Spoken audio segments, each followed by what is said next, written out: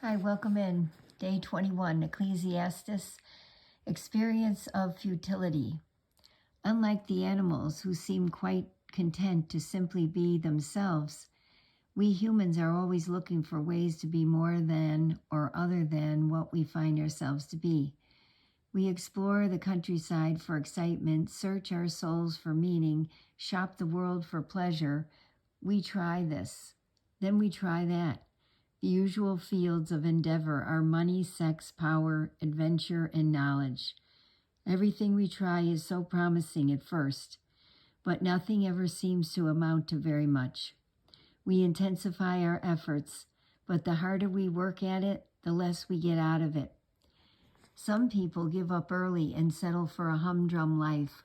Others never seem to learn, and so they flail away through a lifetime, becoming less and less human by the year, until by the time they die, there is hardly enough humanity left to compose a corpse.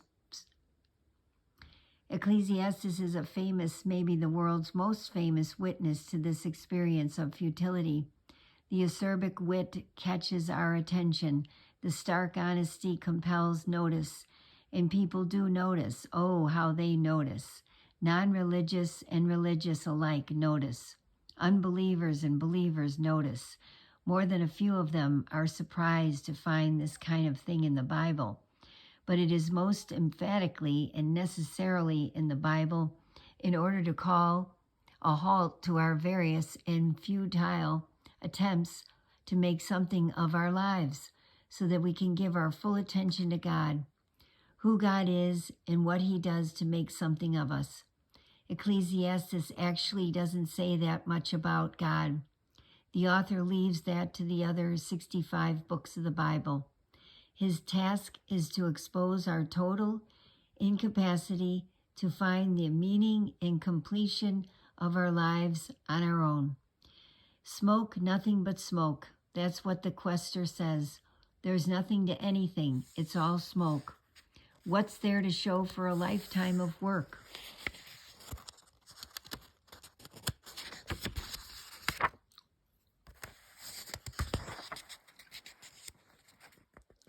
A lifetime of working your fingers to the bone? One generation goes its way, the next one arrives, but nothing changes. It's business as usual for old planet Earth. The sun comes up and the sun goes down, then does it again and again, the same old round. The wind blows south, the wind blows north, around and around and around it blows. Blowing this way, then that, the whirling erratic wind. All the rivers flow into the sea, but the sea never fills up. The rivers keep flowing to the same old place and then start all over and do it again. Everything's boring, utterly boring. No one can find any meaning in it. Boring to the eye, boring to the ear. What was will be again. What happened will happen again. There's nothing new on this earth. Year after year, it's the same old thing. Does someone call out, hey, this is new? Don't get excited. It's the same old story. Nobody remembers what happened yesterday and the things that will happen tomorrow. Nobody will remember them either. Don't count on being remembered. Ecclesiastes 1, 2-11. It is our propensity to go off on our own, trying to be human by our own devices and desires. That makes Ecclesiastes necessary reading. Ecclesiastes sweeps our souls clean of all lifestyle spiritualities so that we can be ready for God's visitation revealed in Jesus Christ. Ecclesiastes is a John the Baptist kind of book. It functions not as a meal but as a bath. It is not nourishment, it is cleansing, it is repentance, it is purging. We read Ecclesiastes to get scrubbed clean from illusion and sediment, from ideas that are idolatrous and feelings that cloy. It is an expose and rejection of every arrogant and ignorant expectation that we can live our lives by ourselves on our own terms. The words of the wise prod us to live well. They're like nails hammered home, holding life together. They are given by God, the one shepherd. But regarding anything beyond this, dear friend, go easy.